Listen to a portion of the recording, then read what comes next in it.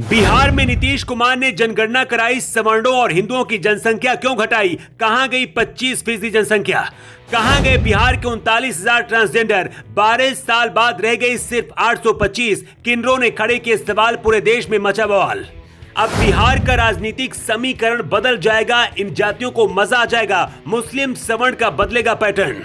बिहार की नीतीश सरकार ने राज्य में जाति आधारित जनगणना के आंकड़े जारी कर दिए। बिहार में ओबीसी, दलित और आदिवासी समुदाय 84.48% है, जबकि सवर्ण समाज की आबादी 15.52% है। जातीय आधार पर यादव सबसे ज्यादा है। इन आंकड़ों के बाद बिहार में अब जाति और धार्मिक आधार पर सियासी बिसात बिछाई जाएगी, तो राजनीतिक समीकरण और गठजोड़ भी नए तरह से बनाए जाएंगे। लेकिन इस जाति जनगणना पर सवाल खड़े हो रहे हैं। सवाल है कि बिहार के सवर्ण कहां चले गए?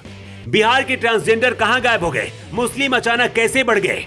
क्योंकि अब जो आंकड़े हम आपको बताने जा रहे हैं, उसे देखकर आप इस जनगणना के पीछे की पूरी हकीकत समझ जाएंगे। तो चलिए आपको पूरा सच बताते हैं। आने वाले 2 मिनट आप हमारे साथ बने रहिए, आपको पूरी हकीकत समझ में आ जाएगी। सबसे पहले बिहार की जनगणना की तुलना करते हैं। बिहार में 2011 में हुई जनगणना के आंकड़ों की तुलना की जाए तो नए आंकड़ों के हिसाब से बिहार की आबादी में तकरीबन 25% की बढ़ोतरी हुई है। आंकड़ों के लिहाज से अब बिहार की आबादी 13,07,25,310 हो गई है, जबकि 2011 में ये महज 10,40,99,452 थी। इसके अलावा नए आंकड़ों के हिसाब से बिहार में तकरीबन 82% हिंदू और 17.7% मुसलमान है, जबकि 2011 की जनगणना के मुताबिक हिंदू जनसंख्या 82.7% और मुस्लिम आबादी 16.9% थी।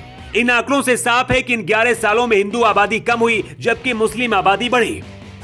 ये सबसे बड़ा सवाल है। इतना ही नहीं, बिहार सरकार द्वारा जारी किए आंकड़ों के हिसाब से बिहार राज्य में सवर्णों की संख्या में भारी कमी आई है। साल 2011 की जनगणना के मुताबिक राज्य में सवर्णों की जनसंख्या तकरीबन 17% थी, लेकिन इस बार ये घटकर 15.52 रह गई। आंकड़ों के लिहाज से देखें तो 2011 की जनगणना के मुताबिक राज्य में सवर्णों में आने वाले भूमिहार 4.7%, ब्राह्मण 5.7%, राजपूत 5.2% और कायस्थ 1.5% थे, जबकि ताजा आंकड़ों में भूमिहार 2.89%, राजपूत 3.45%, ब्राह्मण 3.86% और कायस्थ महज 0.60% रह गए हैं।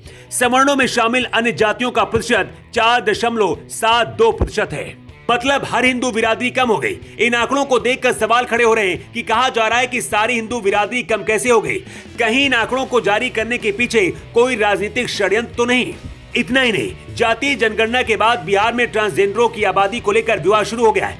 सर्वे रिपोर्ट में बिहार में किन्नरों की आबादी 825 बताई गई है, जबकि किन्नरों का कहना है कि अकेले पटना में 2,500 से ज्यादा किन्नर है। ये आंकड़ा पूरी तरह से गलत है। किन्नर समाज का कहना है कि पूरे बिहार में किन्नरों का आंकड़ा 825 दिखाना पूरी तरह गलत है। ऐसे आंकड़े किन्नर समाज स्वीकार नहीं करेंगे।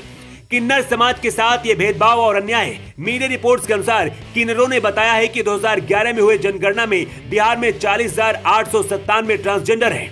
5,000 से ज्यादा के मतदाता पहचान पत्र बने हैं। तो क्या 2011 का जनगणना रिपोर्ट और वोटर आईडी गलत है? इतना ही नहीं, किन्नरों ने आरोप लगाया है कि सरकार के लोग हजारों किन्नरों के पास गणना करने पहुंचे ही नहीं। इसीलिए हमारी मांग है कि सरकार अलग से हमारी गणना कराए, ताकि हमारा भी सही आंकड़ा सामने आए और सरकार की योजनाओं का हमें भी लाभ मिल सके। किन्नरों के इन आरोपों के बाद नीतीश सरकार की इस जनगणना पर सवाल खड़े हो रहे हैं। साथ ही आरोप लगाए जा रहे हैं कि जनगणना सरकार ने अपने हिसाब से कराई है। वैसे आपका इस जनगणना को लेकर क्या कहना है? कमेंट बॉक्स पर लिखकर बताएं।